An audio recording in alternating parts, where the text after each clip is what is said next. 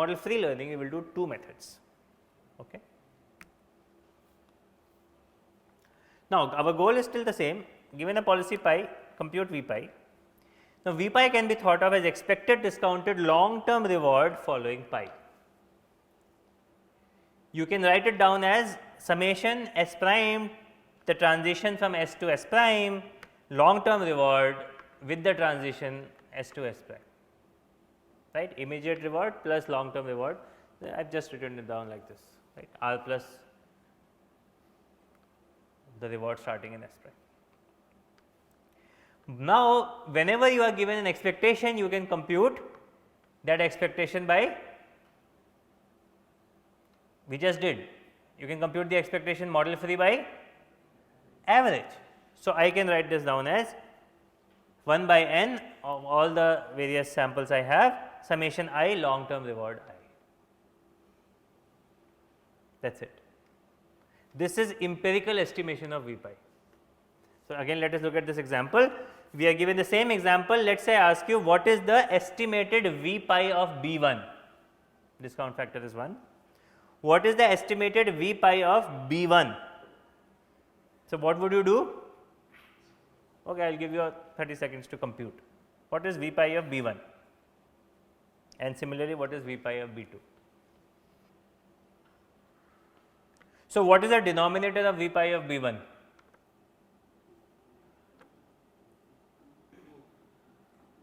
2. How many times do I reach B 1? Twice. The first time when I reach B 1, what is the total reward I get? 92, right, minus 1, minus 1, minus 1, minus 1, minus 1, minus 1, minus 1, minus 1. So, that is minus 8 plus 100, 92. The second time I reach B 1, what is the reward I get? Minus 104. So, my average, my V pi of B 1 is minus 6. However, what about V pi of B 2? How many times do I reach B 2? 3 times. So, my denominator would be 3. And what will be the numerators? In one case I get 93, in one case I get 97, and in the third case I get minus 103. That gives me a V pi of B 2 to be 29. Now, this also is correct. This also converges to optimal with infinite data as long as no state is starved. By the way, this convergence will always require things to not be starved, because if I do not even get to somewhere, then I would not know what is their value, right. So, I have to make sure that every state is visited infinitely often and so on and so forth. As long as no state is starved, I will always converge to optimal with infinite data, but it is a wasteful way of doing this. And the reason it is wasteful, I mean it is easy and everything, but it is wasteful because I am directly estimating it. I am sort of ignoring the fact that these states are interlinked with each other. If you think about it, V pi of B 1 was minus 6, whereas V pi of B 2 was 29. Does that make sense?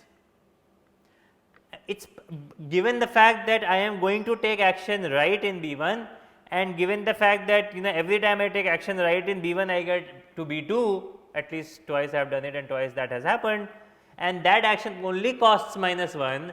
What do you expect? You expect V pi of B 1 and V pi of B 2 to be approximately within 1 of each other. This is the internal consistency that you would want from your algorithm, but we do not have that. So, we will have that if we are doing greedy.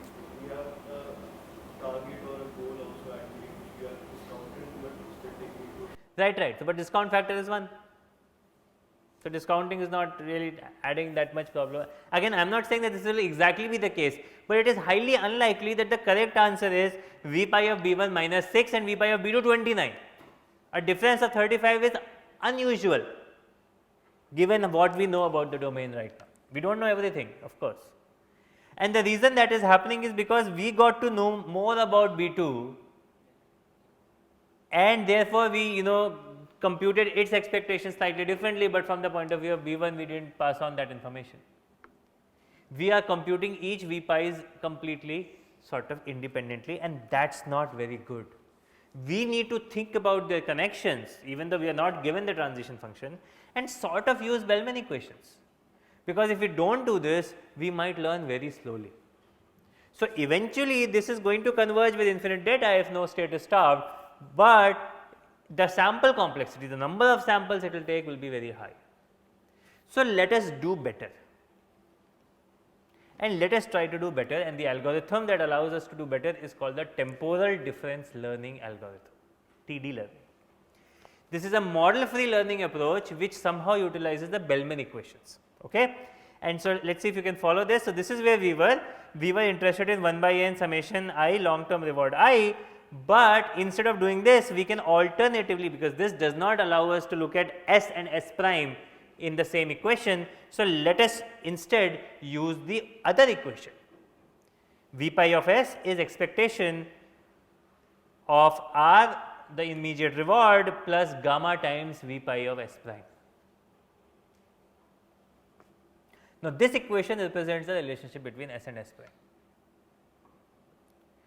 And again, as with every algorithm in this set of lectures, expectation is nothing but average over the samples. So, let us say I am in this world and this is what was given to me. So, I can estimate V pi to be 0.6, suppose V pi of S1 and S2 are correct. So, let us say 5 and 3 are the correct values. So, I can say that V pi of S is nothing but 0.6 times 5 plus 5 plus 0.4 times 2 plus 3, that gives us 6 plus 2 8. But this is not how we are going to compute, we will do it model free. So, we will take samples, and when we take samples, the first time we may get S1, the second time we may get S1, the third time we may get S2, the fourth time we may get S1, the fifth time we may get S2. Over time we will find that we will get S1 to S2 ratio 3:2, because its probabilities are 0.6 to 0.4.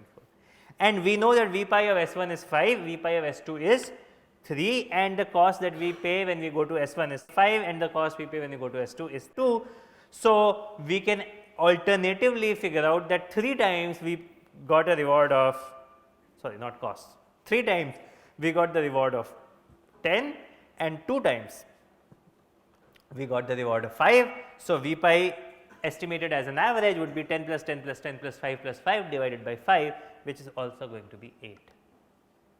And what are the equations that I am using? Well, what I am saying is that I am going to take this particular expectation and compute it as an average.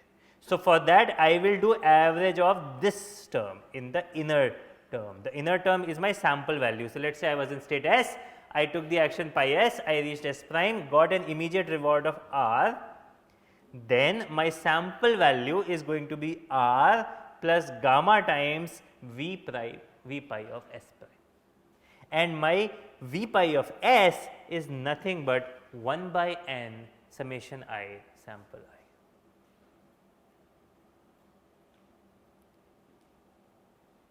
So, again, what is the story? The story is that we have this particular equation that we want to estimate by sampling.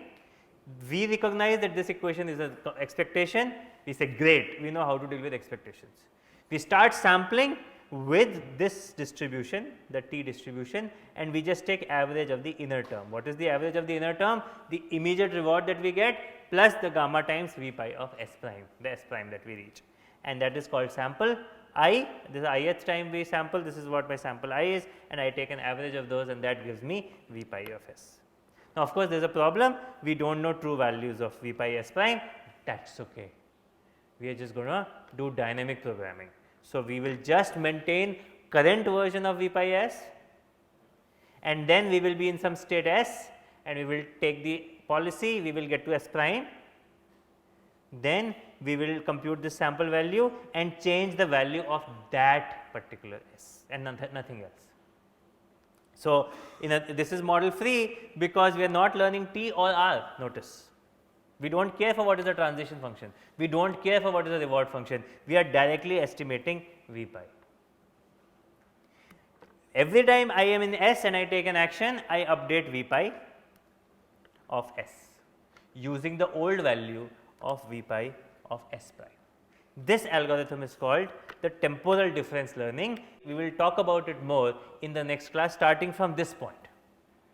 Okay? So, we will have the V pi equation, we would have computed the average of samples, and we will understand why this is correct and what are the implications of this method, and then how do we solve the full blown control problem, the active version, where we do not even know which action to take, we have to figure out which action to take and also compute the optimal policy at the same time. Let us stop here. Thanks.